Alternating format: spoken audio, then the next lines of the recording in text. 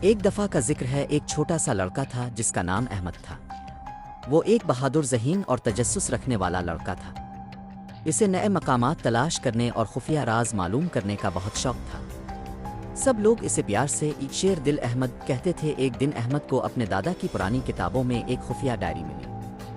اس diary میں ایک پراسرار خونی جزیرہ کا ذکر تھا، ایک ایسا جزیرہ جہاں ایک قیمتی خزانہ چھپا تھا، لیکن اس جزیرے پر جانے والے لوگ کبھی واپس نہیں آئے۔ احمد نے فیصلہ کیا کہ وہ اس جزیرے کا راز معلوم کرے گا۔ اس نے اپنے دوست موسیٰ اور ایک چھوٹے سے روبوٹ بوٹی کے ساتھ مہم کا آغاز کیا۔ وہ ایک کشتی میں سوار ہو کر طوفانوں سے لڑتے ہوئے جزیرے تک پہنچ گئے۔ جزیرہ اندھیرے اور خطرات سے بھرا ہوا تھا۔ ہر طرف عجیب و غریب آوازیں، جادو کی شکل میں چھپی ہوئی مصیبتیں اور چالاک دھوکے موجود تھے۔ احمد نے اپنے حوصلے، موسیٰ کی مدد اور بوٹی کی ٹیکنالوجی کی مدد سے ہر مشکل کا سامنا کیا۔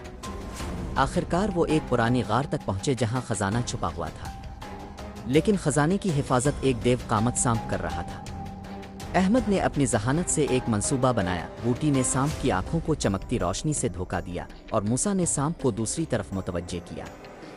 اس دوران احمد نے خزانے کا صندوق حاصل کر لیا۔ جب وہ واپس آئے تو پورا گاؤں ان کی بہادری پر خوشی سے جھوم اٹھا۔ احمد، موسیٰ اور بوٹی کو جزیرے کے ہیروؤں کا خطاب ملا۔